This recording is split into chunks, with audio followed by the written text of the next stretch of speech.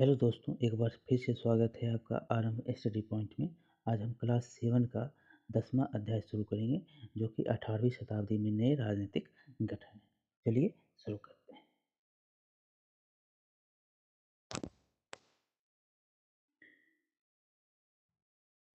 इसमें चित्र में आपको देखने के लिए कह रहा है कि पता इसमें चलेगा 18वीं शताब्दी के पूर्वार्ध के दौरान उपमहाद्वीप में कुछ विशेष रूप से उल्लेखनीय घटनाएं घटी। गौर कीजिए कि कई स्वतंत्र राज्यों के उदय से मुगल साम्राज्य की सीमाएं किस तरह से बदली, और कुछ स्वतंत्र राज्यों का जब उदय हो गया तो मुगल सेनाएं जो मुगल साम्राज्य थी उनकी सीमाएं कैसे बदलती चली गई।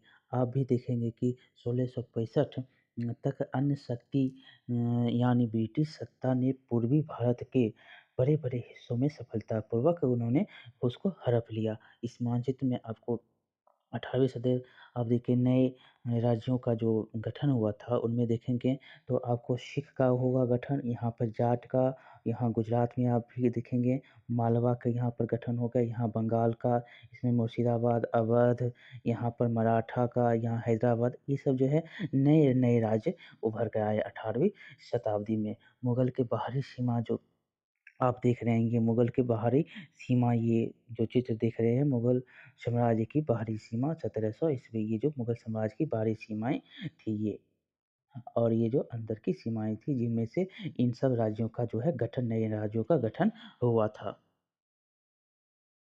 आगे है, यहाँ पर भी चित्र में आपको दिखाया गया है कि ब्रिटिश नियंत्रण के अंतर्गत क्षेत्र 18वीं शताब्दी में, ब्रिटिश नियंत्रण के जो क्षेत्र, ये जो आप देख रहे हैं ये ब्रिटिश नियंत्रण के क्षेत्र जो थे 18वीं शताब्दी में।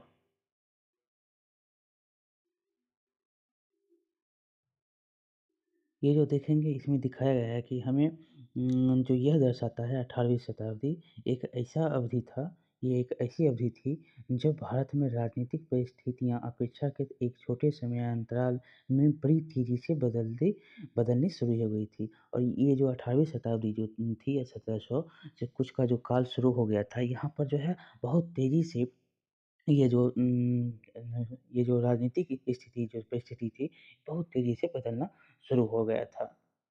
हम 18वीं शताब्दी के पूर्वार्ध मतलब मोटे तौर पर 1707 में जब देखेंगे, जब औरंगज़ेब की मृत्यु हो जाती है, मृत्यु हुई तो 1761 तक जब पानीपत की तीसरी लड़ाई ये जो लड़ाई होती है, ये 1761 में पानीपत की तीसरी लड़ाई होती है। ये भी आपको याद रखना है, आपसे पूछा भी जाता है कि मृत्यु औरंगज़ेब की कब हुई, और पानीपत की लड़ाई भी आपसे पूछा जाता है कब होता है, तो 1761 में तीसरी लड़ाई होती है और औरंगज़ेब की मृत्यु 1707 में होती है।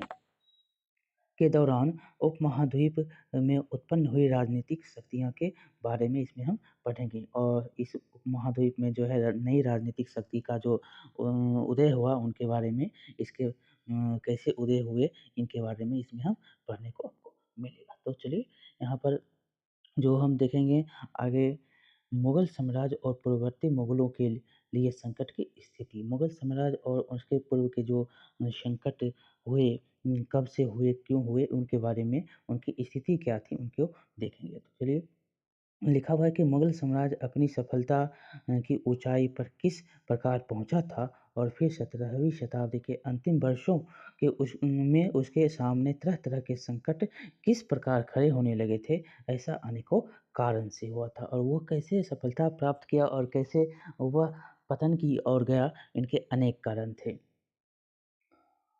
बादशाह औरंगज़ेब ने दक्कन में 1669 ईस्वी लंबी लड़ाई लड़ते हुए साम्राज्य के अनेक वित्तीय संसाधनों को बहुत अधिक खर्च कर दिया, और वह जो है बहुत लड़ाई लड़ते हुए क्या किया, जो वित्तीय मतलब बहुत से धन को उन्होंने खर्च कर दिया, कहाँ, तो दक्कन में। और आगे है औरंगज़ेब के उत्तराधिकारियों के शासनकाल में साम्राज्य के प्रशासन की कार्यकुशलता समाप्त होने लगी, और मनसबदारों की शक्तिशाली वर्गों को वंश में रखना केंद्रीय सत्ता के लिए कठिन हो गया। सूबेदार के रूप में नियुक्त अभिजात अफसर राजस्व और सैन्य प्रशासन मतलब दीवानी और फौजदारी राजस्व जो लेते थे, उनको दीवानी, और सैन्य प्रशासन मतलब फौजदारी, दोनों कार्यालयों पर कार्यालयों पर नियंत्रण रखते थे। कौन? तो वहाँ के सूबेदार जो होते थे, जो नियुक्त होते थे, वो इन दोनों कामों को अपने नियंत्रण में रखा करते थे। इससे मुगल साम्राज्य के विशाल क्षेत्रों पर उन्हें विस्तृत राजनीतिक, आर्थिक और सैन्य शक्तियाँ मिल गई। जैसे-जैसे सूबेदारों ने प्रांतों पर अपना नियंत्रण सुदृढ़ किया, राजधानी में बदलते हुए राजस्व की मात्रा में कमी आती गई। जैसे-जैसे वहाँ के जो सूबेदार होते थे, वो अपना जो है वहाँ पर नियंत्रण स्थापित करने लगा, तो वो क्या हो गया, वहाँ के जो राजस्व थे, वहाँ पे कमी आने लगी। उत्तरी तथा पश्चिमी भारत के अनेक हिस्सों में बहुत जमींदारी और किसानों ने के विद्रोह और कृषक आंदोलनों ने इन समस्याओं को और भी गंभीर बना दिया और उत्तर और पश्चिम भारत में जो है बहुत से किसान आंदोलन हुए, जिसके कारण इन समस्याओं को और उन्होंने गंभीर बना दिया। कभी-कभी ये विद्रोह बढ़ते हुए करों के भार के विरुद्ध किए गए, तो कभी-कभी ये शक्तिशाली सरदारों के द्वारा अपनी स्थिति को सुदृढ़ बनाने की कोशिश थी और अतीत में भी विद्रोही समूहों ने मुगल सत्ता को चुनौती दी थी, परंतु अब ऐसे समूहों ने क्षेत्र के आर्थिक संसाधनों का प्रयोग अपनी स्थितियों को मजबूत करने के लिए किया। जिस तरह से धीरे-धीरे राजनीतिक व आर्थिक सत्ता प्रांतीय सूबेदार, स्थानीय सरदारों व समूहों के हाथों में आ रही थी। औरंगज़ेब के उत्तराधिकारी इस बदलाव को रोक ना सके और ऐसे जो सूबेदार थे, जो वहाँ के सरदार थे, वो अपना नियंत्रण स्थापित कर रहे थे। तो इस चीज़ को औरंगज़ेब जो वहाँ के शासक थे, प्रशासक जो थे, उसको उत्तराधिकारी जो थे, उनको ये रोक नहीं पाए थे और वो धीरे-धीरे पतन की ओर आगे बढ़ते चले गए। आगे है भरपूर फसल और खाली तिजोरी। भरपूर फसल तो होती थी लेकिन खाली तिजोरियाँ थीं। इसमें लिखा गया है कि ऐसे तत्कालिक लेखक साम्राज्य ने वित्तीय दिवालियापन का वर्णन इन शब्दों में किया है। बड़े जमींदार निस्सहाय और निर्धन हो गए। बड़े जमींदार जो थे वो निस्सहाय हो गए, निर्धन हो गए। इनके किसान उनके किसान वर्ष भर में 2 फसलें उगाते हैं, लेकिन उन्हें दोनों में से कुछ नहीं मिलता। उनके स्थानीय गुमास्ते एक तरह से किसानों के हाथ की कठपुतलियाँ बने रहते हैं, जैसे ही स्वयं किसान अपने ऋणदाता के बस में रहता है। जब तक कि वह साहूकार का कर्जा नहीं चुका देता। इस प्रकार संपन्न व्यवस्था एवं प्रशासन इतना चकनाचूर हो चुका है कि यद्यपि किसान अपनी फसल के ज़रिए मानो सोना बटोरता है, लेकिन उसके मालिक ज़मींदार को एक तिनके का टुकड़ा भी नहीं मिलता है। ऐसी हालात में ज़मींदार सशस्त्र सीमा कैसे रख सकते हैं, जिनकी उससे आशा की जाती है। वे अपने सैनिकों को ल जो लड़ाई के समय उनके आगे आगे चलते हैं और घुड़सवारों को जो उनके ठीक पीछे चलते हैं, पैसा कहाँ से देंगे? इन सब चीज़ों का जो है इनके पास ज़मींदारों को जो है भरपूर उनको तो खेती होती थी, जो लोग ज़मीन में खेती किया करते थे, वो खुद उनको वो नहीं दिया करते थे, जिसके कारण जो है ज़मींदार क्या हो गए, उनको एक टुकड़ा भी उनको नहीं मिलता था और उनकी हालत जो है गंभीर हो गई। वो जो है पूर्ण रूप से इनसे खाली हो गए। यहाँ पर दिखाया गया है कि वो कैसे अपनी सेना रखेंगे, कैसे घुड़सवारों को रखा जाएगा, वो उनको कैसे पैसे देंगे, ये इस प्रकार से वर्णित किया गया है। भरपूर फसल तो होता था लेकिन साहूकार को देने के बाद ही कुछ उनको दिया जाता था, लेकिन उनको वो भी उतना नहीं दिया जाता था जैसे उनको दिया जाना चाहिए था। इस आर्थिक और राजनीतिक संकट के बीच ईरान के शासक नादिर शाह ने 1739 ईस्वी में दिल्ली पर आक्रमण किया। ये भी पूछा गया क्वेश्चन है कि नादिर शाह ने दिल्ली पर आक्रमण कब किया? तो 1739 ईस्वी में। ऐसे भी पूछा जाता है कि नादिर शाह ने कहाँ पर आक्रमण किया? तो दिल्ली पर आक्रमण किया और दिल्ली पर आक्रमण किया और संपूर्ण नगर को लूट कर वह जो है बड़ी मात्रा में बड़ी भारी मात्रा में धन दौलत जो है वहाँ से लूट कर ले गया। नादिर शाह के आक्रमण के बाद जो है अफ़गान शासक अहमद शाह अब्दाली के आक्रमणों का तांता लग गया और नादिर शाह जब 1739 ईस्वी में यहाँ से आक्रमण करके गया तो उसके बाद जो है कौन शासक तो अफ़गान का शासक जो था अहमद शाह अब्दाली वहाँ पर जो है आक्रमण करने लगा था। उसने 1748 से लेकर 1761 के बीच 5 बार उत्तरी भारत पर आक्रमण किया और लूट-पाट मचाई। कब से कब? तो 1748 से लेकर 1761 तक उन्होंने आक्रमण किया। कितनी बार? तो 5 बार। अहमद शाह अब्दाली कहाँ का शासक था? तो अफ़गान का। यहाँ पर एक वर्णन दिया गया है नादिर शाह का दिल्ली पर आक्रमण। नादिर शाह की आक्रमण के परिणामस्वरूप दिल्ली में जो विध्वंस हुआ, उसका वर्णन समकालीन प्रेक्षकों ने किया था। इनमें से एक एक ने मुगल कोष से जिस तरह धन लूटा गया था, उसका वर्णन इस तरह से किया है।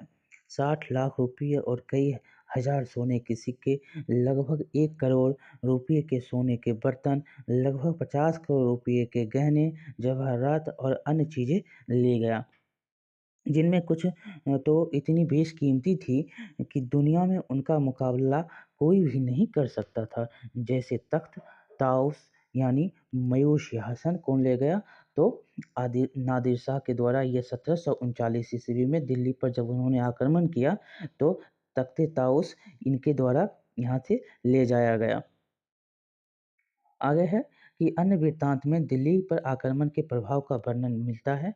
जैसे कि यहाँ पर जो भी मालिक थे, यहाँ पे जो कभी मालिक थे, अब बड़ी दर्दनाक हालत में आ गए। जो वहाँ पर कभी मालिक हुआ करते थे, वो अभी जो स्थिति बनी, वहाँ पर वो दर्दनाक स्थिति में वो आ गए थे। जिन्हें कभी भरपूर इज़्ज़त, आदर या सम्मान उनको मिला करता था, दी जाती थी। अब वो जो है क्या हुए, तो अब प्यास बुझाने के लिए उनके पास पानी तक नहीं मिलता है। अगर अलग-थलग पड़े लोगों को उनके कानों को से खींचकर बाहर निकाल दिया जाता और उनको क्या किया जाता है, अलग-थलग पड़े लोगों को क्या करते हैं, तो उनको कान खींच लेता है, उनको बाहर निकाल देता है। दौलतमंदों को भिखारी बना दिया गया। जो शौकीन लोग कभी-कभी जो शौकीन लोग हुआ करते थे, जो शौकीन लोग थे, कभी तरह-तरह के सुंदर कपड़े पहनकर पोशाकों का नया-नया फैशन चलाते थे, अब नंगे घूमने लगे और उनके पास ज़मीन जायदाद की कमी नहीं थी, वो अब बेघर हो गए। नया शहर शाहजहानाबाद अब मलबे में जो मलबे का ढेर बन गया। नादिर शाह ने तब शहर के पुराने मोहल्लों पर हमला बोला और वहाँ की सारी दुनिया को तबाह कर डाला।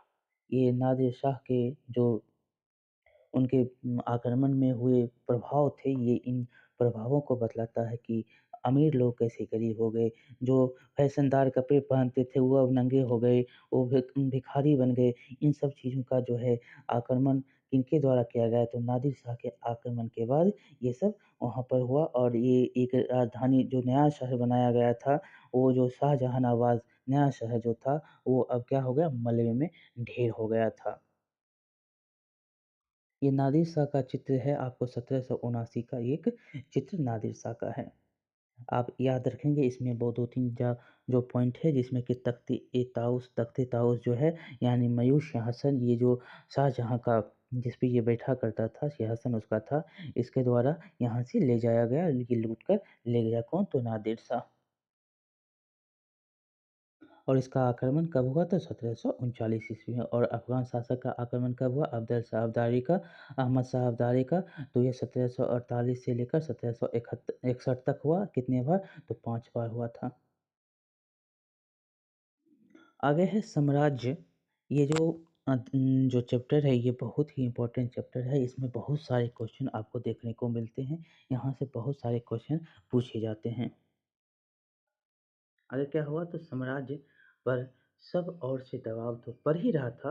अभिजातों के विभिन्न समूहों की पारस्परिक प्रतिद्वंद्विता ने उसे और भी कमजोर बना डाला। इसको तो समाज पर तो बहुत प्रभाव पड़ ही रहा था, लेकिन अभिजात वर्ग के जो भी समूह थे, वो उनकी प्रतिद्वंद्विता ने उसको क्या किया, और कमजोर बना दिया। ये अभिजात दो वर्ग और दो गुटों में बटे हुए थे। एक ईरानी था और एक तुरानी था। ये दोनों ही तुर्क थे। कहाँ के थे? तो ये दोनों ही तुर्क था, ईरानी और तुरानी। यहाँ पर से आप बहुत ही इम्पोर्टेंट क्वेश्चन आपको याद रखना है, इन सब के बारे में आपको लिखने को मिलेगा और जब आप मेंस में दीजिएगा तो इसमें आपको ये सब लाइन जो है बहुत ही इम्पोर्टेंट लाइन है, ये शब्द आपके लिए बहुत ही इम्पोर्टेंट है। आगे है कि काफ़ी समय तक प्रवर्ती मुगल बादशाह इनमें से एक एक या दूसरे समूह के इनमें लिखा हुआ है कि काफ़ी समय तक जो बहुत समय तक जो है प्रवर्ती मुगल बादशाह इनमें से एक या दूसरे समूह के हाथों की कठपुतली बना रहा और ये जो है बहुत समय तक जो है एक दूसरे हाथों के ये कठपुतली बने रहे। बेहद अपमानजनक स्थिति तब पैदा हो गई जब दो मुगल बादशाह कौन कौन तो फ़र्रुखसियर 1713 से 19 इनका काल आप याद रखेंगे, इनका कब से कब का समय है 1713 से लेकर 1719 का जो कार्यकाल है ये फ़र्रुखसियर का है और आलमगीर द्वितीय का जो है काल वो 1754 से लेकर 59 तक है। इन दोनों को जो है हत्या कर दी गई। इन दोनों की क्या की गई? हत्या क हो गई थी। फ़र्रुखसियर और आलमगीर द्वितीय की हत्या हो गई थी और 2 बादशाह जो थे, एक अहमद शाह 1748 से 54 और एक शाह आलम द्वितीय को उनके अभिजातों ने अंधा कर दिया और 2 बादशाहों को उन्होंने उनके जो अभिजात वर्ग जो थे, उन्होंने क्या किया? अंधा कर दिया। अभिजात में 2 थे, एक ईरानी और एक तुरानी। 2 सबसे बड़ा गुट था। आगे है कि नए राज्यों का उदय। नए राज्यों का उदय कैसे होता है अब? तो यहाँ पर एक चित्र के माध्यम से आपको दिखाया गया कि एक अभिजात के दरबार में स्वागत करते हुए फ़र्रुखसियर और एक अभिजात का जो है दरबार में स्वागत कर रहा है कौन? तो फ़र्रुखसियर।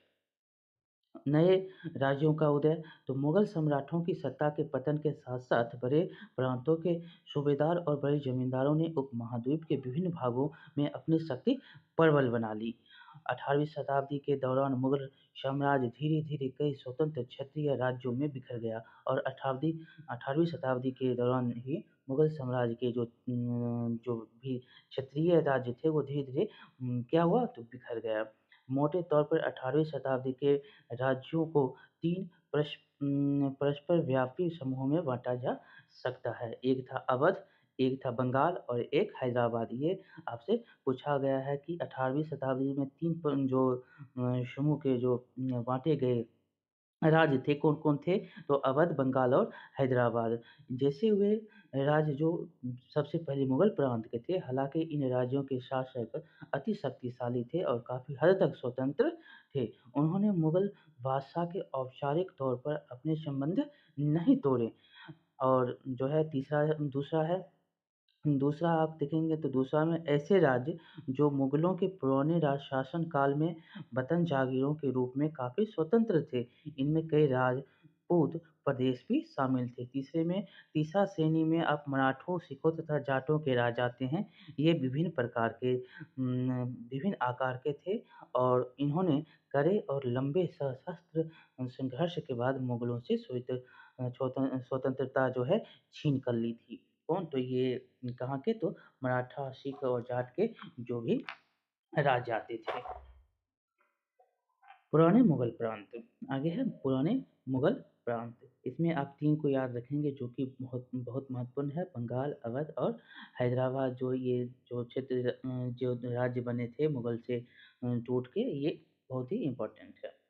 पुराने मुगल राज्य प्रांत पुराने मुगल प्रांत को हम पढ़ेंगे तो इसमें जो है पुराने मुगल प्रांतों से जिन उत्तराधिकारियों राज्यों का उद्भव हुआ उनमें से 3 प्रमुख राज्य थे। कौन-कौन?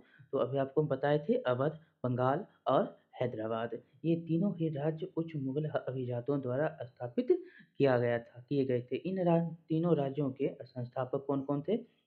ये भी पूछा जाता है कि इनके संस्थापक कौन हैं? ये याद रखना है आपको।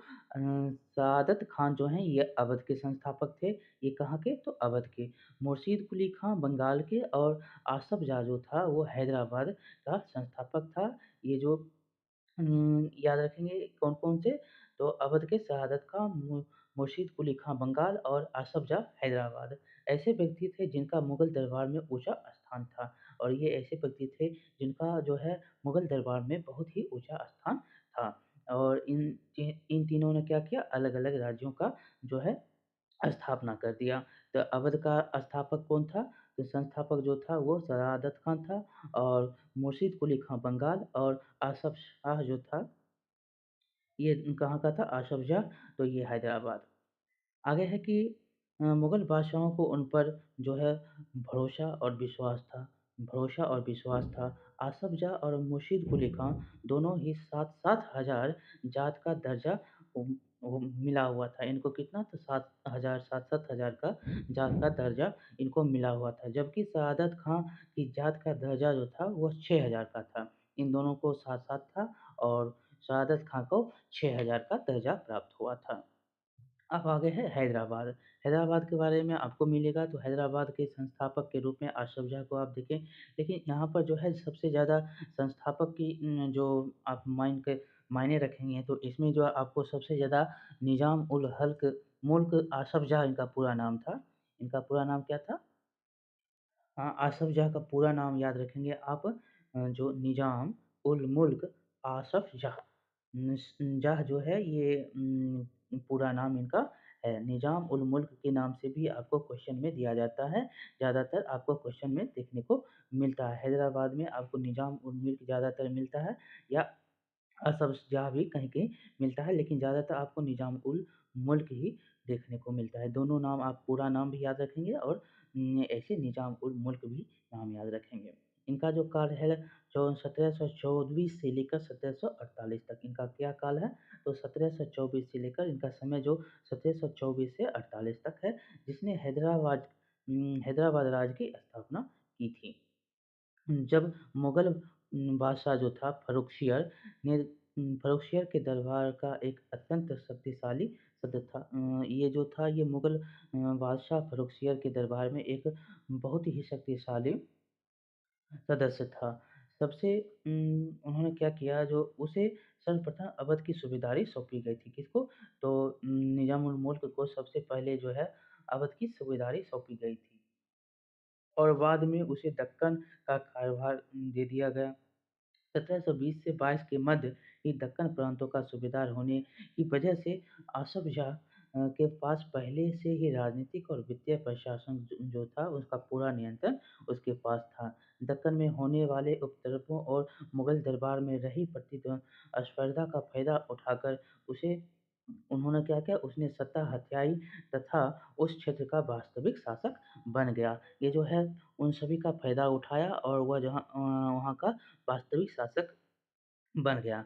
असफ जाह अपने लिए कुशल सैनिक तथा प्रशासकों को उत्तरी भारत से लाया था। कहाँ से लाया? ये भी पूछा गया क्वेश्चन है। और वे दक्षिण में नए अवसर पाकर प्रसन्न हुआ, और दक्षिण में क्या हुआ? एक नया अवसर पाया, और वहाँ पर वो प्रसन्न हुआ। उसने मनसबदार नियुक्त किए और उन्हें जागीरें प्रदान की, और मनसबदार भी उन्होंने नियुक्त करना शुरू किया, और उनको भी उन्होंने जागीर देना शुरू कर दिया।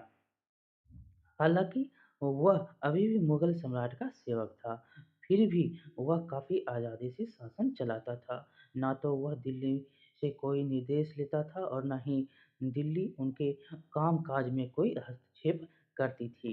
मुग़ल बादशाह तो केवल निज़ाम उल मुल्क आसफ़ जाह द्वारा पहले से लिए गए निर्णय की पुष्टि कर दिया करते थे, और जो मुग़ल बादशाह होते थे वो निज़ाम उल मुल्क जी के जो पहले निर्णय लेता था वो, उनको वो पुष्टि कर दिया करता था। आगे है हैदराबाद राज्य पश्चिम की ओर मराठों के विरुद्ध और पठारी क्षेत्र के स्वतंत्र तेलुगु सेनानायकों के साथ युद्ध करने में सदा संलग्न रहता था। पूर्व दिशा में निज़ाम उल मुल्क आसफ जाह कोरोमंडल तक स्थित वस्त्रोत्पाद धन संपन्न क्षेत्र पर अपना नियंत्रण प्राप्त करने की महत्वाकांक्षा रखता था, पर उसकी इस महत्वाकांक्षा पर उस क्षेत्र में ब्रिटिश शक्ति की उपस्थिति के कारण जो है ये लो रोक ली गई। जो वो चाहता था कि हम अपना जो है धन संपन्न क्षेत्र उन क्षेत्रों में बनाएँ, जिन क्षेत्रों में किन क्षेत्रों में? तो पूर्व के क्षेत्रों में, पठारी के क्षेत्रों में जो है पूर्व दिशा में वो जाए, और वहाँ पर वो अपना क्षेत्र के लिए जो है अपना नियंत्रण स्थापित करे। लेकिन वहाँ पर जो है ब्रिटिश शक्ति थी, इसके कारण वहाँ पर वो रुक गया, उसको रोक दिया गया। निज़ाम की फ़ौज। निज़ाम की फ़ौज हैदराबाद के निज़ाम के निजी सैनिक का वर्णन यहाँ पर 1790 ईस्वी में है कि निज़ाम के पास 400 हाथियों की सवारी है। उसके आसपास कई हजार घोड़सवार रहते हैं। एक अत्यंत कुशल और अति सुंदर सजे हुए सवारों का सांकेतिक वेतन 100 रुपये से ज़्यादा है। अब है अवध। हैदराबाद के बाद अवध। अवध जो है बुरहान उल मुल्क सआदत, इसका भी पूरा नाम याद आप रखेंगे, बुरहान उल मुल्क सआदत खां। ये अवध को जो है 1722 ईस्वी में अवध का सूबेदार नियुक्त किया गया। कब? तो 1722 ईस्वी में ये अवध का सूबेदार बना था। मुगल साम्राज्य का विघटन होने पर जो राज्य बने, उनमें यह राज्य सर्वाधिक महत्वपूर्ण राज्यों में था। और जो है सबसे विघटन होने में जो राज्य हैदराबाद के बाद जो सबसे हैदराबाद, अवध और बंगाल के जो मुख्य 3 राज्य थे, उनमें से 3 राज्य में ये सबसे महत्वपूर्ण राज्य में से एक था। अवध एक समृद्धशाली प्रदेश था जो गंगा नदी के उपजाऊ मैदान में फैला हुआ था और उत्तरी भारत तथा बंगाल के बीच व्यापार का मुख्य मार्ग उसी के रास्ते से होकर गुजरता था। बुरहान उल मुल्क ने भी अवध की सूबेदारी, दीवानी और फौजदारी एक साथ अपने हाथ में ले ली थी और सूबे के राजनीतिक, वित्तीय और सैनिक मामलों को एकमात्र करता धर्ता बन गया। ये बुरहान उल मुल्क का चित्र है। ये क्या हुआ, जो अवध का सूबेदारी अपने हाथ, दीवानी और फौजदारी सब कुछ ये अपने ही हाथ में लिया था और वित्तीय और राजनीतिक सैनिक मामले में जो भी होता था ये सभी का एक करता धर्ता बन गया था। आगे है कि बुरहान उल मुल्क ने अवध के क्षेत्र में मुगल प्रभाव को कम करने की कोशिश के चलते मुगलों द्वारा नियुक्त अधिकारियों मतलब जागीरदारियों जो अधिकारी मुगल द्वारा नियुक्त होते थे जागीरदारों की संख्या में कटौती कर दी और उसने जागीरों के आकार में भी कटौती की और रिक्त स्थानों पर अपने निष्ठावान सेवकों की नियुक्ति किया। धोखाधड़ी को रोकने के लिए जागीर अधिकारियों के खातों व लेखों की जांच की गई और नवाब के दरबार द्वारा नियुक्त अधिकारियों द्वारा सभी जिलों के राजस्व पर भी निर्धारित कर जो है लगा दिया गया। राजस्व वहाँ पर फिर से वहाँ पर उनके द्वारा बुरहान उल मुल्क के द्वारा जो है क्या किया गया, राजस्व लगाया गया। उसने अनेक राजपूत जमींदारों और बुंदेलखंड के अफगानों की उपजाऊ भूमि जो थी, उनकी उपजाऊ भूमि जो थी, कृषि भूमियों को अपने राज्य में मिला लिया और वहाँ के जो राजपूत थे, जमींदार बुंदेलखंड और अफगानों की जो उपजाऊ ज़मीन थी, वहाँ उसने क्या किया, तो उसमें अपने राज्य में उसने क्या किया, मिला लिया। आगे है कि राज्य ऋण प्राप्त करने के लिए स्थानीय सेठ, साहूकारों और महाजनों पर निर्भर रहता था और जो राज्य थे वो ऋण प्राप्त करने के लिए सेठ और साहूकार और महाजन पर निर्भर रहा करता था। राज्य राजस्व का ठेका सबसे ऊंची बोली लगाने वाले इजारेदार को मिला करता था, जो सबसे ज़्यादा ऊंची बोली लगाएगा उसको देता था। इजारेदार राज्य को एक निश्चित रकम के भुगतान का वचन देते थे। स्थानीय साहूकार राज्य को ठेके की इस रकम के भुगतान की गारंटी देते थे। दूसरी ओर इजारेदारों को कर का मूल्यांकन करने और उसे एकत्र करने की खासी छूट दी गई थी और दूसरी ओर जो है मूल्यांकन करने और एकत्र करने की उनको खासी छूट दे दिया गया था। कौन? इजारादारों को। इन परिवर्तनों के फलस्वरूप साहूकारों और महाजनों जैसे कई नए सामाजिक समूह राज्य की राजस्व प्रणाली के प्रबंध को प्रभावित करने लगे। ऐसा पहले ऐसा कभी नहीं हुआ था, लेकिन इनको ऐसा मिलने इन परिवर्तनों के कारण जो है इनको ऐसा जो है इन राज्यों में हुआ था। आगे है बंगाल। बंगाल में क्या हुआ, तो बंगाल का हो जो गया मुर्शिद कुली खां। तीनों को आप याद रखेंगे, चिंतलेज खां और बुरहान उल मुल्क और उसके बाद मुर्शिद कुली खां के नेतृत्व में बंगाल धीरे धीरे जो है मुगल के नियंत्रण से अलग हो गया। किनके कारण? तो मुर्शिद कुली खां के कारण। मुर्शिद कुली खां बंगाल के नवाब थे, यानी उनकी बंगाल के सूबेदार के प्रतिनियुक्ति थे। यद्यपि मुर्शीद कुली खां औपचारिक रूप से सूबेदार कभी नहीं बना था और ये जो है सूबेदार नहीं बना था। उसने बहुत जल्द सूबेदार के पद के से जुड़ी हुई सत्ता अपने हाथ में ले ली। हैदराबाद और अवध के शासकों की तरह उसने भी राज्य के राजस्व प्रशासन पर अपना नियंत्रण जमाया।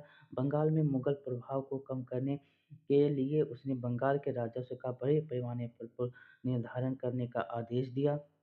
ये सब बहुत ही इम्पोर्टेंट पॉइंट है और ये आपको याद करना है।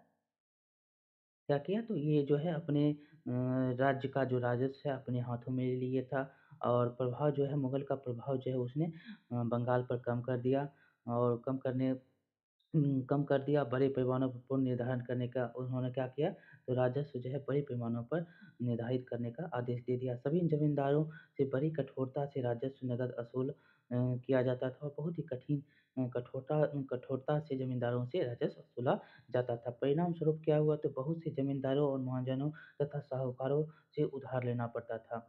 जो लोग राजस्व का भुगतान नहीं कर पाते थे, उन्हें मजबूरन अपना ज़मीन इन बड़े ज़मींदारों को बेचनी पड़ती थी। और जो ज़मीन में राजस्व उनको नहीं देते थे, तो ज़मीन को क्या करता था, तो बड़े ज़मींदारों के हाथों उनको बेचना के लिए मजबूर होना पड़ता था।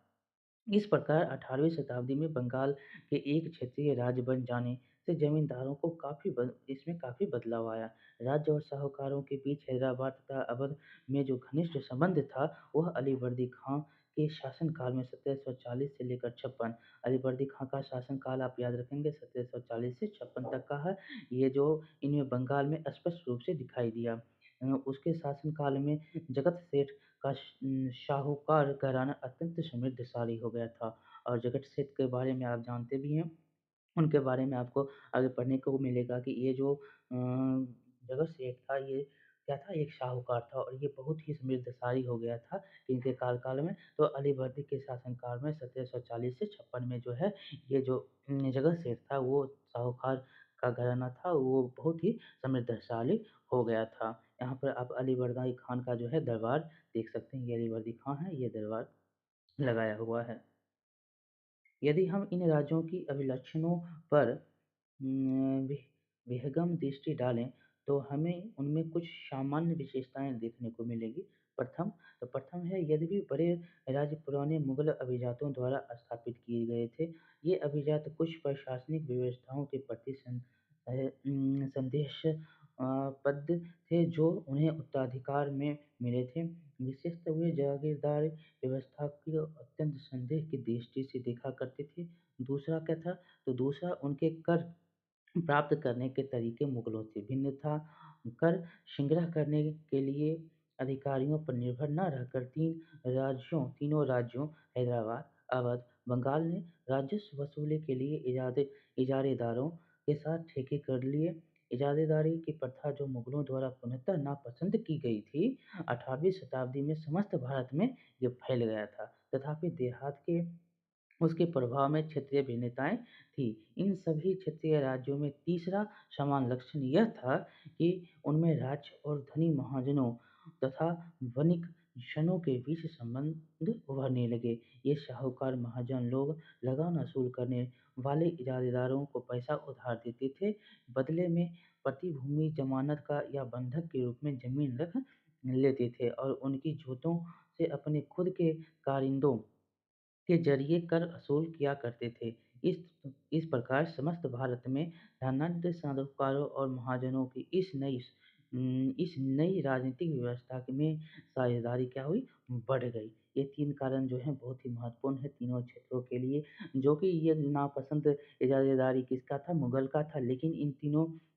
ने इसका बहुत ही भरपूर उपयोग किया और ये जो है इस प्रकार से इन राजस्व वसूली की जो व्यवस्थाएँ थी, ये मुगलों से हटकर हुई और ये जो शाहूकारों, महाजनों की जो साझेदारी थी, ये यहाँ पर बहुत ही बढ़ गई और भारत के इस साहूकारों और महाजनों को जो देखेंगे तो ये बहुत ही धनी हो गए थे इनके कार्यकाल में। आगे है राजपूत की पतन और जागीर। राजपूतों की पतन जागीरी। यहाँ पर पहले देखेंगे तो यहाँ पर है कई राजपूत शासकों ने मुगलों का राजत्व स्वीकार किया लेकिन मेवाड़ एकमात्र ऐसा राजपूत राज्य था जिसने मुगल राज्य को चुनौती दी। ये भी क्वेश्चन पूछा गया है कि किसने मुगल को चुनौती दी थी, तो मुगल का जो चुनौती देने वाला राज्य था वो मेवाड़ ही एकमात्र था जिसने जो मुगल की सत्ता जो थी उनको उन्होंने चुनौती थी। मेवाड़ के जो याद रखेंगे मेवाड़ के ही एकमात्र नाम है जो कि आपको याद रखना है जो राजपूत शासकों में जो अधिराज्यत्व स्वीकार नहीं किया, वो राज्य कौन था? तो मेवाड़ था। ये राजपूत राज था और यह राणा प्रताप 1572 में उदयपुर तथा मेवाड़ के बड़े क्षेत्र पर नियंत्रण के साथ मेवाड़ की राजगद्दी पर आसीन हुए। कौन? तो राणा प्रताप थे, जो उन्होंने 1572 ईस्वी में उदयपुर तथा मेवाड़ के बड़े क्षेत्रों में नियंत्रण करके वहाँ पर जो है राजगद्दी आसीन हुए। राणा के पास मुगल अधिराज्यत्व को स्वीकार करने के लिए कई दूतों को भेजा गया, लेकिन वे अपने निर्णय पर क्या थे? दृढ़ रहे और उन्होंने स्वीकार नहीं किया। यहाँ पर देखेंगे वतन जागीरी में बहुत से राजपूत घराने विशेष रूप से अंबर और जोधपुर के राजघराने मुगल व्यवस्था की विशिष्टता के साथ सेवारत रहे थे। बदले में उन्हें अपनी वतन जागीरी का पर्याप्त स्वायत्तता का आनंद लेने की अनुमति मिली हुई थी। अब इस नियंत्रण पर विस्तार करने के लिए अपने हाथ-पाँव मारने शुरू किए। जोधपुर के राजा अजीत सिंह ने भी मुगल दरबार की कुटिल राजनीति में अपने पैर पसार दिए। कौन? ये भी पूछा गया है कि किसने कुटिल राजनीति में अपना पैर पसारा था, तो ये जोधपुर के राजा थे अजीत सिंह। ये आप याद रखेंगे मेवाड़ के बारे में कौन राजा थे, तो राजा का भी नाम आप याद रखेंगे। और कब? तो उदयपुर के राजा जो कब वहाँ पर आए, मेवाड़ के राजा कब बने थे? राणा प्रताप 1572। इन्होंने नहीं स्वीकार किया तो मेवाड़ कभी नहीं स्वीकार किया मुगल का सत्ता। ये सब याद रखना है आपको, बहुत ही इम्पोर्टेंट। इन प्रभावकारी राजपूत घरानों क्या हुआ? तो इन प्रभावकारी राजपूत घरानों ने क्या-क्या गुजरात और मालवा के लाभदायक सूबों की सूबेदारी दावा किया। कहाँ? तो इन प्रभावकारी राजपूत घरानों ने गुजरात और मालवा के लाभदायक सूबे मतलब जहाँ पे बहुत लाभ मिलता था, वहाँ पे जो है सूबेदारी का दावा कर दिया। जोधपुर के राजा अजीत सिंह को गुजरात की सूबेदारी और अंबर के सवाई राजा जय सिंह को मालवा की सूबेदारी मिल गई। और ये भी याद रखना है कि सवाई राजा जय सिंह को कहाँ की सूबेदारी मिली थी, तो मालवा की इनको सूबेदारी मिली थी। अजीत सिंह को है कहाँ की, तो अजीत सिंह को जोधपुर के राजा जो अजीत सिंह थे, उनको अजीत सिंह को गुजरात की सूबेदारी मिली थी और अंबर की जो राजा थे सवाई अ, अंबर के सवाई राजा जय सिंह को मालवा की सूबेदारी मिल गई थी।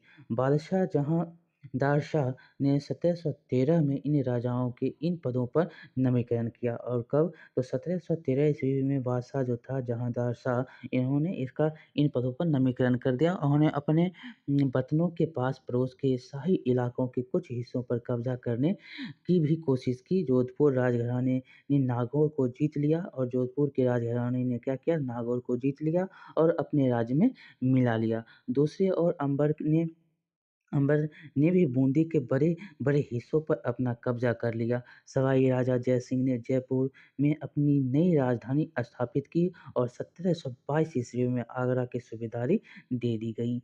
क्या किया? तो वहाँ के राजा जो सवाई राजा जय सिंह थे, उन्होंने जयपुर में अपनी नई राजधानी स्थापित किया और उसे 1722 ईस्वी में आगरा की सूबेदारी दे दी गई थी। 1740 ईस्वी के दशक 1740 के दशक से राजस्थान में मराठों के अभियानों ने इन राज दरबारों पर भारी दबाव डालना शुरू कर दिया। क्या हुआ? तो 1722 ईस्वी में सूबेदारी किसको मिल गया? सवाई राजा जय सिंह को और आगरा की सूबेदारी दे दी गई थी। और 1740 में क्या हुआ कि राजस्थान ने मराठों के अभियानों पर जो है रजवाड़ों पर भारी दबाव डालना शुरू कर दिया था, जिसने क्या हुआ कि जिससे उनका अपना विस्तार जो है आगे बढ़ने पर होने से रुक गया था और जिसके कारण जो है उनका विस्तार आगे होने से रुक गया था। ये आप देख रहे हैं, एक चित्र के माध्यम से देखेंगे तो ये किला है। कई राजपूत सरदारों ने पहाड़ियों पर की चोटियों पर किले बनवाए जो सत्ता के केंद्र बने। व्यापक किलेबंदी के साथ इन भव्य संरचनाओं में नगर, महलें, मंदिर, व्यापारिक केंद्र, जल संरक्षण संरचनाएँ और अन्य इमारतें होती थीं। चित्तौड़गढ़ के किले में तालाब मतलब कुंडी, कुएँ, बावड़ी जैसे कई जल निकाय थे। ये जो देख रहे हैं ये चित्तौड़गढ़ किला राजस्थान में है। अब है जयपुर के राजा जयसिंह। सवाई राजा जयसिंह के बारे में आपको यहाँ पे कुछ दिया गया है वर्णन, जो कि 1732 ईस्वी में एक फ़ारसी वृत्तांत में राजा जयसिंह का वर्णन आपको देखने को मिलता है। राजा जयसिंह अपनी सत्ता की चरम सीमा पर थे। 12 वर्ष के लिए वे आगरा के सूबेदार रहे। कितने वर्ष? 12 वर्ष। और 5 या 6 वर्ष के लिए मालवा के, और 5 से 6 वर्ष के लिए वो मालवा के सूबेदार थे। उनके पास विशाल सेना, तोपखाना तथा भारी मात्रा में धन संपदा थी। उनका प्रभाव दिल्ली से लेकर नर्मदा तट तक फैला हुआ था। दिल्ली से लेकर नर्मदा तट तक उनका प्रभाव जो है फैला हुआ था। ये जो आप देख रहे हैं जयपुर का जंतर मंतर है। ये जंतर मंतर के बारे में आपको पढ़ने को मिलेगा, जो कि जय सिंह के द्वारा बनाया गया था। इसमें देखेंगे अम्बेर के शासक सवाई जयसिंह ने दिल्ली, यहाँ पर कहाँ-कहाँ पर है ये भी आपको याद रखना है। बहुत ही इम्पोर्टेंट है, पाँचों आपको जो है पूछा जाता है कहाँ पर है, नहीं है, कहाँ पर इनको इनके द्वारा खोला गया है, ये भी किनके द्वारा खोला गया है, ये भी पूछा गया है। अम्बेर के शासक सवाई जयसिंह ने दिल्ली, जयपुर, उज्जैन, मथुरा और बनारस में 5 खगोलीय वेधशालाओं का निर्माण किया। ये जो है कहाँ-कहाँ पे? तो याद रखेंगे दिल्ली पहला, जयपुर दूसरा, उज्जैन तीसरा, मथुरा चौथा और 5वाँ वाराणसी में 5 खगोलीय वेधशालाओं का उन्होंने निर्माण किया। जंतर-मंतर के नाम से विख्यात इन वेधशालाओं में खगोलीय पिंडों के अध्ययन हेतु कई उपकरण हैं। ये भी पूछा जाता है वो क्यों विख्यात है, किस लिए विख्यात है? तो वेधशालाओं में खगोलीय पिंडों का अध्ययन होता है, इसलिए जो है यहाँ पर ये जो खगोलीय वेधशालाओं का निर्माण किया गया था, इसको जंतर-मंतर के नाम से ये विख्यात हो गया, और ये जो है खगोलीय वेधशालाओं के लिए ये विख्यात है। और इसको किस नाम से जाना जाता है? तो जंतर-मंतर के नाम से ये विख्यात है, और इनको इस नाम से जाना जाता है। ये कहाँ-कहाँ पर है? तो 5 जगह है, दिल्ली, जयपुर, उज्जैन, मथुरा और वाराणसी। ये किनके द्वारा बनाया गया? तो जयसिंह के द्वारा बनाया गया था। ये जो आप किला देख रहे हैं, ये जो है मेहरानगढ़ किला जोधपुर में है। ये मेहरानगढ़ का किला जो कहाँ पर है? जोधपुर में है। आगे आगे है आज़ादी हासिल करना। ये जो अब सिख के बारे में है, जो आज़ादी हासिल करना, आपने पढ़ा था कि 8वें अध्याय में हमने पढ़ा था कि 17वीं शताब्दी के दौरान सिख एक राजनीतिक समुदाय के रूप में गठित हो गए। इसमें आपको देखने को मिले थे क्या? तो गुरु गोविंद सिंह ने खालसा पंथ की स्थापना की थी, तो उनके बारे में ही लिखा गया है कि इससे पंजाब के क्षेत्रीय राज्य निर्माण को बढ़ावा मिला। तो गुरु गोविंद सिंह ने 1699 ईस्वी में खालसा पंथ की स्थापना की, और जो है इन्होंने क्या किया? तो इससे पूर्व खालसा पंथ की स्थापना करने से पूर्व और उनके पश्चात राजपूत और मुगल शासकों के खिलाफ कई लड़ाइयाँ उन्होंने लड़ी थी। कौन? तो गुरु गोविंद सिंह ने खालसा पंथ की स्थापना करने से पहले भी उन्होंने राजपूत और मुगलों के जो विरुद्ध जो है लड़ाइयाँ लड़ी थी। 1708 ईस्वी में गुरु गोविंद सिंह की मृत्यु के बाद बंदा बहादुर के नेतृत्व में खालसा ने मुगल सत्ता के खिलाफ विद्रोह किया, और जब 1708 ईस्वी में गुरु गोविंद सिंह की मृत्यु हो जाती है, तो उनके जो एक शिष्य थे बंदा बहादुर, उनके नेतृत्व में मुगल सत्ता के खिलाफ जो है विद्रोह किए गए थे। उन्होंने बाबा गुरु नानक और गुरु गोविंद सिंह के नामों वाले सिक्के गढ़कर अपने शासन के को सार्वभौम बनाया, और उन्होंने क्या किया? तो गुरु गोविंद सिंह और गुरु नानक की जो है नाम पर एक सिक्के चलाए, और उनको गढ़कर जो है शासक को सार्वभौम बनाया। सतलुज और यमुना नदियों के बीच जो नदियों के बीच जो क्षेत्र थे के क्षेत्र में उन्होंने अपने प्रशासन को स्थापित किया। 1715 ईस्वी में बंदा बहादुर को बंदी बना लिया गया, और 1716 ईस्वी में उसको क्या किया गया? मार दिया गया। ये भी फ़र्रुख़ के द्वारा किया गया था। ये पूछा गया कि किनके द्वारा बंदा बहादुर की मृत्यु की हुई थी? तो ये कौन थे? तो बंदा बहादुर फ़र्रुख़ के द्वारा जो उनको मृत्यु की सज़ा दी गई थी। आगे है कि 18वीं शताब्दी में कई योग नेताओं ने सिखों जो है 18वीं शताब्दी में कई योग नेताओं के नेतृत्व में सिखों ने अपने आप को पहले जत्थों में, कहाँ? पहले जत्थों में, बाद में मिसलों में संगठित किया। जो है कई योग नेता हुए जो कि जत्थों और मिसलों में उन्होंने अपने आप को संगठित किया था। इन जत्थों और मिसलों में की संयुक्त सेनाएँ दल खालसा कहलाती थी, और ये जत्थों और मिसलों की जो संयुक्त सेना होती थी, वो दल खालसा के नाम से जानी जाती थी। उन दिनों दल खालसा बैसाखी और दिवाली के पर्वों पर अमृतसर में मिलता था और ये जो है दिवाली और बैसाखी के दिनों में ये जो है अमृतसर में मिला करता था। इन बैठकों में वो सामूहिक निर्णय लिए जाते थे, जिन्हें गुरुमत्ता मतलब गुरु के प्रस्ताव कहा जाता था और जो सामूहिक निर्णय लिए जाते थे, उन्हें गुरुमत्ता या गुरु का प्रस्ताव कहा जाता था।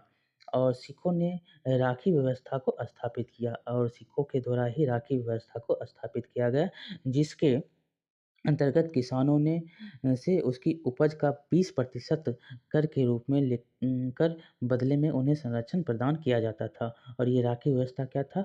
तो उसके अंतर्गत जो है 20% किसानों का उपज जो होता था, उसका 20% उनसे लिया जाता था और उन्हें संरक्षण प्रदान किया जाता था। ये चित्र आपको देखने को मिलता है, तो ये चित्र रणजीत सिंह का जो महाराणा रणजीत सिंह का ये तलवार है, ये गुरु गोविंद सिंह 10वें गुरु हुए जो उनका चित्र है।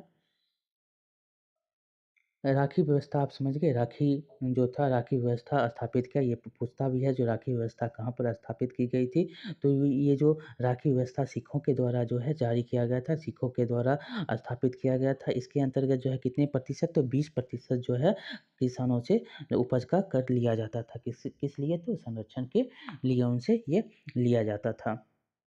आगे है गुरु गोविंद सिंह ने खालसा को प्रेरित किया था कि शासन उनके भाग्य में है और उन्हें क्या कहा था कि शासन जो है उनके भाग्य में है, मतलब राज करेगा खालसा, राज करेगा खालसा। अपने सुनियोजित संगठन के कारण खालसा पहले मुगल सूबेदार के खिलाफ और फिर अहमद शाह अब्दाली के खिलाफ सफल विरोध प्रकट किया कर सका और इन्हीं के कारण ही सफल विद्रोह हो सका था।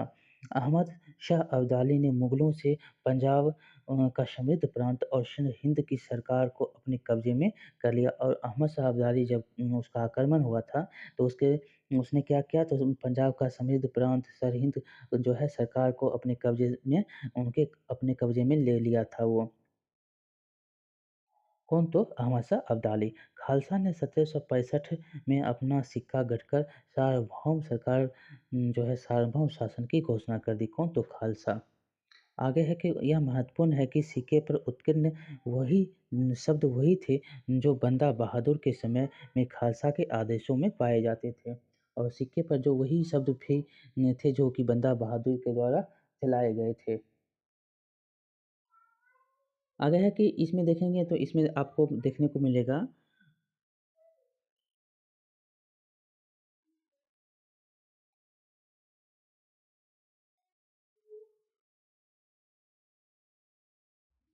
यहाँ पर देखेंगे तो 17वीं जो सदी थी के अंत तक दक्कन के में शिवाजी के नेतृत्व में एक शक्तिशाली राज्य के उदय में शुरुआत हुआ। कब? तो 17वीं सदी के अंत में जो है दक्कन में जो शिवाजी के नेतृत्व में एक शक्तिशाली राज्य का जो है उदय और शुरुआत होता है, मतलब शुरुआत होता है और जिससे अंततः एक मराठा राज्य की स्थापना होती है और इसी के साथ ही क्या होता है, तो मराठा राज्य का स्थापना हो जाता है। शिवाजी का जन्म 1630 ईस्वी में शाहजी और जीजाबाई से हुआ था। किससे? तो शाहजी और जीजाबाई। कब? तो 1630 ईस्वी में। ये याद रखेंगे 1630 और उनके पिताजी और माताजी का भी नाम याद रखेंगे, शाहजी और जीजाबाई। अपनी माता और अभिभावक दादा कोंडदेव के मार्गनिर्देशन, ये भी उनके दादाजी का भी नाम पूछा जाता है जो कौन थे, तो कोंडदेव के मार्गनिर्देशन में शिवाजी कम उम्र में ही विजय पथ पर निकल पड़े। जावली पर कब्जे ने उन्हें पठारों पर अविवादित मुखिया बना दिया, जिससे उनके क्षेत्र विस्तार का पथ प्रशस्त हुआ। कब? तो जालवी पर जब उन्होंने कब्जा किया तब उनको मुखिया बना दिया गया और इस क्षेत्र का जो है प्रशस्त हो गया था। बीजापुर और मुगलों के खिलाफ उनके कारनामों ने उन्हें विख्यात व्यक्तित्व बना दिया और बीजापुर और मुगल पर जब उन्होंने खिलाफ का काम किया तो उनको क्या जो है विख्यात और व्यक्तित्व वाला व्यक्ति बना दिया। वे अपने विरोधियों के खिलाफ प्रायः गुरिल्ला युद्ध कला का उपयोग करते थे, मतलब गुरिल्ला युद्ध कला का उन्होंने उपयोग किया। चौथ और संदेशमुखी पर आधारित राजस्व संग्रह करने की प्रणाली से जो चौथ और संदेशमुखी पर आधारित राजस्व संग्रह प्रणाली की सहायता से उन्होंने एक मजबूत मराठा राज्य की नींव रखी थी। चौथ क्या है इनके बारे में भी पढ़ेंगे। जो चौथ होता था जो ये संरक्षण के रूप में लिया जाता था। इसको हम पढ़ते हैं, तो पहले उससे पहले यहाँ पर देखेंगे उसके बाद क्या हुआ था, तो खालसा के जो बंदा बहादुर के द्वारा बनाया गया था, उत्कीर्ण किया गया था, वही उनके आदेश भी वही उन जो सिक्के बनाए गए थे खालसा के द्वारा वही दिया गया था, उकेरा गया था। 18वीं शताब्दी के अंतिम भाग में सिख इलाके सिंधु से यमुना तक फैल गया था। कब? तो 18वीं शताब्दी के जो 18वीं शताब्दी के अंतिम भाग में जो है, वहाँ सिख के जो कुछ क्षेत्र थे सिख के इलाके जो सिंधु से यमुना तक के क्षेत्र में वो फैल गए थे। कौन? तो सिख के इलाके कहाँ से कहें तो ये सिंधु से लेकर यमुना तक फैल गया था। यद्यपि ये विभिन्न शासकों में बँटे हुए थे, इनमें से एक शासक महाराजा रणजीत सिंह ने विभिन्न सिख समूहों में फिर से एकता कायम करके 1799 ईस्वी में लाहौर को अपनी राजधानी बनाया। ये बहुत ही बार पूछा गया क्वेश्चन है कि महाराणा रणजीत सिंह ने अपनी राजधानी कहाँ पर स्थापित किया? तो लाहौर में। कब? तो 1799 ईस्वी में। और कौन थे सबसे प्रमुख शासक इसमें आपको देखने को मिलेगा? तो महाराणा रंजीत सिंह, जिनका तलवार आप ऊपर में देखे थे। अब है मराठा। मराठा क्या है? तो मराठे के बारे में भी हम इसके शिवाजी के बारे में यहाँ पर हम पढ़े थे। तो ये 18वीं शताब्दी में जो है मुख्य रूप से आपको शिवाजी 17वीं शताब्दी में आपको मुख्य रूप से शिवाजी के बारे में आपको पढ़ने को मिलेगा, जो कि बहुत ही इम्पोर्टेंट है। मराठा में आपको शिवाजी को पढ़ना ही पड़ेगा और ये बहुत ही एग्ज़ाम के पॉइंट से बहुत ही इम्पोर्टेंट है। मराठा राज्य एक अन्य शक्तिशाली क्षत्रिय राज्य था जो मुगल शासन का लगातार विरोध करके उत्पन्न हुआ था। शिवाजी 1627 से लेकर 1680 ने शक्तिशाली योद्धाओं परिवारों मतलब देशमुखों की सहायता से एक अस्थायी राज्य की स्थापना की। अत्यंत गतिशील कृषक पशुचारक मतलब कुणबी मराठों की सेना के मुख्य आधार बन गए। शिवाजी ने प्रायद्वीप में मुगलों को चुनौती देने के लिए उस सैन्य बल का प्रयोग किया।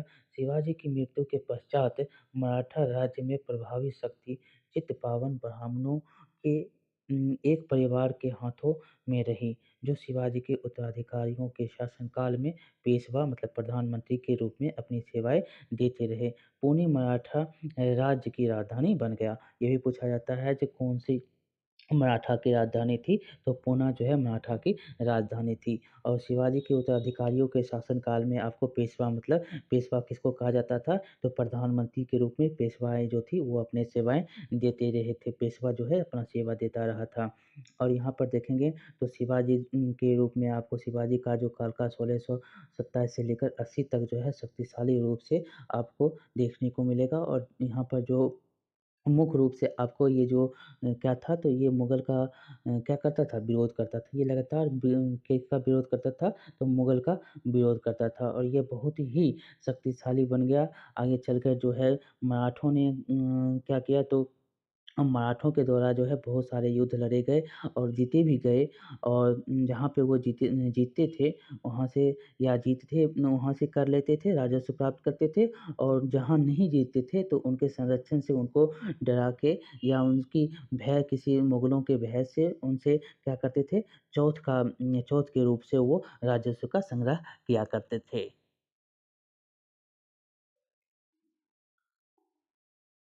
पेशवाओं की आगे है कि पेशवाओं की देखरेख में मराठों ने अत्यंत सफल सैन्य संगठन का विकास किया। हम पहले ही आपको बताया कि जो है बहुत ही सफल हुआ था ये। उनकी सफलता का रहस्य यह था कि वो मुगलों के किलाबंद इलाकों से टक्कर ना लेते हुए उनके पास से चुपचाप निकलकर शहरों कस्बों पर हमला बोलते थे। और जो है वहाँ के से टक्कर किलों से टक्कर नहीं लेकर वहाँ के किलों शहरों और कस्बों पर वह हमला करते थे। और मुगल सेना से ऐसे मैदानी इलाकों में मुठभेड़ लेते थे जहाँ रसद पाने और कुमक आने के रास्ते आसानी से रोके जा सके। और यहाँ पर जो है आने जाने के रास्ते और रसद मतलब खाने पीने के रास्ते को रोका जा सके उस मैदानी इलाकों में उनसे वो भिड़ा करते थे। आगे है कि 1720 से 1761 के बीच मराठा साम्राज्य का काफ़ी विस्तार हुआ। आपको हम बताए भी कि मराठा बहुत फलीभूत हुआ था। उसने सनेस धीरे-धीरे और काफ़ी सफलतापूर्वक मुगल साम्राज्य की सत्ता को क्षति पहुँचाई और मुगल सत्ता की उन्होंने क्या की, धीरे-धीरे ही क्षति पहुँचाया, बहुत ही क्षति पहुँचाया। 1720 के दशक तक मालवा और गुजरात मुगलों को से छीन लिए गए, जो है कब 1720 ईस्वी में 1720 ईस्वी के दशक में मालवा और गुजरात जो है मुगलों से क्या कर लिया गया, छीन लिया गया और 1730 के दशक तक मराठा नरेश को समस्त दक्कन प्रायद्वीप के अधिपति के रूप में मान्यता मिल गई और साथ ही इस क्षेत्र पर चौथ और संदेशमुखी असूलने का जो है अधिकार भी मिल गया। कब? तो 1730 ईस्वी में। ये देखिए आप चौथ के बारे में पढ़ लेते हैं, तो चौथ जो होता था ज़मींदारों द्वारा असूले जाने वाले भू राजस्व का 25% था और दक्कन में इसको मराठा असूलते थे और दक्कन में कौन असूलते थे? तो मराठा असूला करते थे। और सरदेशमुखी क्या है? तो सरदेशमुखी दक्कन में मुख्य राजस्व संग्रहकर्ता को दिए जाने वाले भू राजस्व का 9 से 10% हिस्सा था। ये कितना था? संदेशमुखी ये दक्कन में मुख्य राजस्व संग्रहकर्ता को दिए जाने वाले जो भू राजस्व था वो 9 से 10% हुआ करता था। आगे है बाजीराव प्रथम, यहाँ पर भी देख लेते हैं इसको, तो बाजीराव प्रथम जो बाजीराव बल्लाल के नाम से भी जाने जाते हैं, पेशवा बालाजी विश्वनाथ के पुत्र थे। किसके थे पुत्र? तो पेशवा जी विश्वनाथ के ये पुत्र थे। वह एक महान मराठा सेनापति थे। उन्हें बिंद के पार मराठा राज्य के विस्तार का श्रेय प्राप्त है। कब? तो बिंद के पार जो मराठा राज्य का विस्तार हुआ है, उनका श्रेय उन्हीं को जाता है। बाजीराव प्रथम को तथा वे मालवा, बुंदेलखंड गुजरात और पुर्तगालियों के खिलाफ सैन्य अभियानों के लिए भी जाने जाते हैं।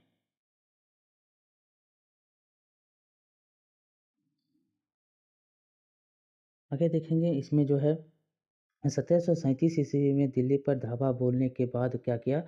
बाद मराठा प्रभुत्व की सीमाएँ तेज़ी से बढ़ी। दिल्ली पर जब उन्होंने धावा बोल दिया तो इनकी प्रभुत्व सीमाएँ आगे बढ़ने लगी। वे उत्तर में राजस्थान और पंजाब, पूर्व में बंगाल और उड़ीसा, दक्षिण में कर्नाटक और तमिल एवं तेलुगु प्रदेशों तक फैल गई। इन क्षेत्रों को औपचारिक रूप से मराठा साम्राज्य में सम्मिलित नहीं किया गया मगर मराठा प्रभुसत्ता को स्वीकार करने के तरीके के रूप में उन्हें भेंट की रकम दी जाने लगी। साम्राज्य के इस विस्तार से उन्हें संसाधनों का भंडार मिल गया मगर उसके लिए उन्हें कीमत चुकानी पड़ी। मराठों के सैन्य अभियानों के कारण अन्य शासक भी उनके खिलाफ हो गए। परिणाम स्वरूप मराठा को 1761 ईस्वी में पानीपत की तीसरी लड़ाई में अन्य शासकों से कोई सहायता नहीं मिली। इन सब के कारण जहाँ-जहाँ पर उनका प्रभुत्व हुआ और इनके कारण जो है पानीपत की तीसरी लड़ाई जो है, लड़ाई जब लड़ी गई तब कब 1761 ईस्वी में जब मराठा जब लड़ा था अहमद शाह अब्दाली के विरुद्ध तब जो है क्या हुआ, तो पानीपत की तीसरी लड़ाई में अन्य शासकों के से इनको सहायता नहीं मिली थी। इसके अंतर्गत जो है तब क्या हुआ तो अंतहीन सैन्य अभियानों के साथ-साथ मराठों ने एक प्रभावी प्रशासन व्यवस्था की। जब किसी इलाकों पर एक बार विजय अभियान पूरा हो जाता था और मराठी शासन सुरक्षित हो जाता था, तो वहाँ स्थानीय परिस्थितियों को ध्यान में रखते हुए धीरे-धीरे भू राजस्व की माँग की गई। कृषि को प्रोत्साहित किया गया और व्यापार को पुनर्जीवित किया गया। इसमें सिंधिया, गायकवाड़, भोसले जैसे मराठा सरदारों को शक्तिशाली सेनाएँ खड़ी करने के लिए संसाधन मिल सके। 1720 के दशक में मालवा में मराठा अभियानों ने उस क्षेत्र में स्थित शहरों के विकास एवं समृद्धि को कोई हानि नहीं पहुँचाई। उज्जैन सिंधिया के संरक्षण में और होलकर के जो इंदौर जो है होलकर के आश्रय में फलता-फूलता रहा। ये सब जो आप पढ़े हैं पॉइंट जो बहुत ही इम्पोर्टेंट है, एक बार इसको पुनः हम पढ़ने की कोशिश करते हैं, ध्यान से सुनिएगा। बहुत ही यहाँ से जो बहुत क्वेश्चन बनते हैं, थोड़ा जो है ये आपको याद करना ज़रूरी है क्योंकि यहाँ पर आप कभी होलकर को कहाँ का राजा बना दीजिएगा और उज्जैन में किसको बना दीजिएगा, ये थोड़ा कन्फ्यूज़न हो जाता है। तो देखिए यहाँ पर जो है जब किसी इलाके पर एक बार विजय अभियान पूरा हो जाता था और मराठों का शासन वहाँ पर सुरक्षित हो जाता था, तो वहाँ स्थानीय परिस्थितियों को ध्यान में रखते हुए धीरे-धीरे भू राजस्व की माँग की गई। ठीक? और उसके बाद क्या हुआ तो भू राजस्व की मांग कर दी गई। कृषि को प्रोत्साहित करने के लिए क्या किया गया? तो व्यापार को पुनर्जीवित किया गया। इससे सिंधिया, गायकवाड़ और भोसले जैसे मराठा सरदारों को शक्तिशाली सेनाएं खड़ी करने के लिए संसाधन मिल सके। किसको किसको? सिंधिया, गायकवाड़ और भोसले। इनको है जो क्या शक्तिशाली सेनाएं बनाने के लिए संसाधन मिल सके। 1720 ईस्वी के दशक में मालवा में मराठा अभियानों ने उस क्षेत्र में स्थित शहरों को विकास एवं समृद्धि को कोई हानि नहीं पहुंचाई। उज्जैन देखिए, उज्जैन सिंधिया के संरक्षण में। उज्जैन किसके संरक्षण में? सिंधिया के संरक्षण में। इंदौर जो है होलकर के आश्रय में फलता फूलता रहा। सिंधिया किसके? तो उज्जैन। और होलकर तो इंदौर। ये हर हर तरह से बड़े और समृद्धशाली थे और वो महत्वपूर्ण वाणिज्यिक और सांस्कृतिक केंद्रों के रूप में कार्य कर रहे थे। मराठों द्वारा नियंत्रित इलाकों में व्यापार के नए मार्ग खुले और मराठों द्वारा जो नियंत्रित इलाका था वहाँ पर व्यापार के नए मार्ग खुल गए थे। चंदेरी के क्षेत्र में उत्पादित रेशमी वस्त्रों और मराठों की राजधानी पुणे में नया बाजार मिला। बुरहानपुर पहले आगरा और सूरत के बीच की दूरी पर ही अपने व्यापार में संलग्न था, लेकिन अब उसने अपने वाणिज्यिक भीतरी क्षेत्रों को बढ़ाकर दक्षिण में पुणे और नागपुर को तथा पूर्व में लखनऊ तथा इलाहाबाद को शामिल कर लिया। ये जो है धीरे धीरे बुरहानपुर जो है आगे बढ़ता चला गया। आगे है जाट। जाट क्या है? तो जाट के बारे में पहले इसको हम पढ़ते हैं। तो जाट जो होता था, जाटों की शक्ति सूरजमल के समय पराकाष्ठा पर पहुंची। ये भी पूछा गया है कि इस सबसे ज़्यादा जाट की जो शक्ति किसके समय में हुई? तो सूरजमल। याद रखेंगे इनका नाम, तो जाट का सूरजमल पहुंची, जिन्होंने 1556 से 1763 के दौरान भरतपुर जाट राज्य को आधुनिक राजस्थान, जो भरतपुर जाट जो देखने को क्या है? आधुनिक राजस्थान है, संगठित किया। सूरजमल के राजनीतिक नियंत्रण में जो क्षेत्र शामिल थे उनमें आधुनिक पूर्वी राजस्थान, दक्षिणी हरियाणा, पश्चिमी उत्तर प्रदेश और दिल्ली शामिल था। किनके? तो सूरजमल के क्षेत्र में। सूरजमल ने कई किले और महल बनवाए, जिनमें भरतपुर का प्रसिद्ध लोहागढ़ का किला इस क्षेत्र में बने सबसे मजबूत किलों में से एक था। कौन? तो लोहागढ़ का जो किला है भरतपुर में, वो जो है ये जो देख रहे हैं आप, ये बहुत ही क्या था? मजबूत किला था। ये एक चित्र आपको देखने को मिल रहा है। ये जो आपको ये क्या है? 18वीं शताब्दी का दीर्घ का राजमहल समूह है। इमारत की छत पर मुख्य सभा भवन के बांग्ला गुंबद पर गौर करें। ये जो बांग्ला गुंबद है, ये जो ये देख रहे हैं एक छत है, इमारत प्रमुख सभा भवन है। ये हो गया। अब आगे है जाट। जाट के बारे में हम पढ़ेंगे। तो जाट के बारे में देखेंगे तो अन्य राज्यों की तरह जाटों ने भी 17वीं और 18वीं शताब्दियों में अपनी सत्ता क्या की? सुदृढ़ की। अपने नेता चूड़ामन के नेतृत्व में उन्होंने दिल्ली के पश्चिमी में स्थित क्षेत्रों पर अपना नियंत्रण कर लिया। कहाँ? तो जो अपने नेता जो चूड़ामन के नेतृत्व में उन्होंने क्या किया? तो उन्होंने दिल्ली के पश्चिमी क्षेत्रों में क्या किया? अपना नियंत्रण स्थापित कर लिया। 1680 ईस्वी के दशक तक आते आते उनका प्रभुत्व दिल्ली और आगरा के दोनों शाही शहरों के बीच क्षेत्र पर होना शुरू हो गया। कब? तो 1680 के दशक के आते आते जो है दिल्ली और आगरा के दोनों शाही शहरों के बीच में के जो क्षेत्र थे वहाँ पर शुरू हो गया था प्रभुत्व उनका। वस्तुतः कुछ अरसे के लिए वे आगरा शहर के अधि अभिरक्षक भी बन गए थे, लेकिन कुछ समय के लिए जो है आगरा शहर के अभिरक्षक भी वो बने थे जाट, जो चूड़ामन थे। जाट समृद्ध कृषक थे और उनके प्रभुत्व क्षेत्र में पानीपत तथा बल्लभगढ़ जैसे शहर महत्वपूर्ण व्यापारिक केंद्र बने गए। सूरजमल के राज में भरतपुर शक्तिशाली राज्य के रूप में उभरा और सूरजमल के राज में क्या हुआ? तो भरतपुर जो था वह शक्तिशाली राज्य के रूप में उभरा। 1739 ईस्वी में जब नादिर शाह ने दिल्ली पर हमला बोलकर उसे लूटा तो दिल्ली के कई प्रतिष्ठित व्यक्तियों ने भरतपुर में शरण ली। जब उनको लूटा गया दिल्ली को नादिर शाह के द्वारा 1739 ईस्वी में, तो वहाँ से भागकर लोग है भरतपुर में आश्रय ली थी। नादिर शाह के पुत्र जवाहिर शाह के पास 30,000 सैनिक थे। जवाहिर उनका पुत्र जो था वो जवाहिर शाह था। उनके पास कितने पुत्र कितने सेना थे? तो 30,000 सेना थे। उसने 20,000 अन्य सैनिक मराठाओं के लिए, 15,000 सैनिक सिखों के लिए और इन सब के बलबूते पर मुगलों से लड़ा। और क्या किया तो इन सबको किनके बलबूते पर, मराठों के 15,000 सेना थे, सिखों के मराठों के 20 और सिखों के 15 थे। इनके बलबूते पर उन्होंने क्या किया तो मुगलों से लड़ा था। जहाँ भरतपुर का किला काफ़ी हद तक पारंपरिक शैली से बनाया गया, वहीं दीद में जाटों ने अंबर और आगरा की शैलियों का समन्वय करते हुए एक विशाल बाग महल बनवाया।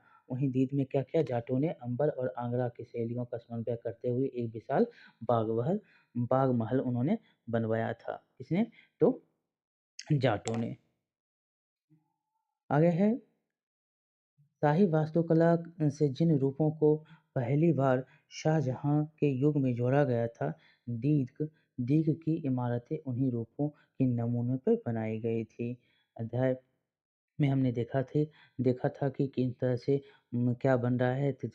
आपको कुतुब मीनार देखने को मिला, आपको मस्जिद देखने को मिला, इन सब का जो है इनके अनुरूप बनाया गया था। आगे है, अब अपने देश के बाहर देखेंगे तो फ्रांसीसी क्रांति, ये भी बहुत ही इम्पोर्टेंट है, आपसे बार-बार यहाँ से क्वेश्चन देखने को मिलता है।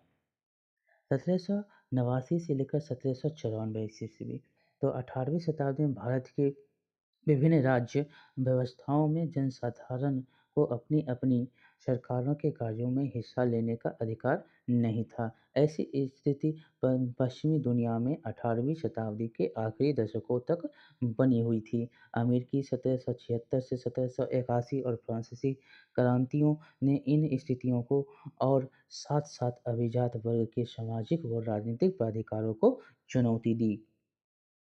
फ्रांसीसी क्रांति के दौरान मध्य वर्गों, किसानों और शिल्पकारों ने पादरी गण और अभिजातों के विशेषाधिकारों के खिलाफ लड़ाई लड़ी। उनका मानना था कि समाज में किसी भी समूह के जन्मसिद्ध प्राधिकार नहीं होने चाहिए, बल्कि लोगों की सामाजिक स्थिति योग्यता पर निर्भर करनी चाहिए। फ्रांसीसी क्रांति के दार्शनिकों ने यह सुझाया कि सभी के लिए समान कानून और समान अवसर होने चाहिए। उनका यह कहना था कि सरकार की सत्ता लोगों से बननी चाहिए और जनता को सरकार के कार्यों में भूमिका अदा करने का अधिकार होना चाहिए। फ्रांसीसी और अमेरिकी क्रांतियों जैसे आंदोलनों ने धीरे-धीरे प्रजाओं को नागरिकों में बदल डाला। क्या-क्या? प्रजाओं को अब नागरिक में बदल डाला। कौन? तो फ्रांसीसी और अमेरिकी क्रांतियों ने। नागरिकता, राष्ट्रीय राज्य एवं लोकतांत्रिक अधिकारों के विचारों ने भारत में 19वीं शताब्दी के अंतिम दशकों में जड़ पकड़ी। ये आपका अध्याय यहीं पर समाप्त होता है। ये बहुत ही इम्पोर्टेंट था, जैसे कि आपको यहाँ पर फ्रांसीसी क्रांति भी दिख रही है।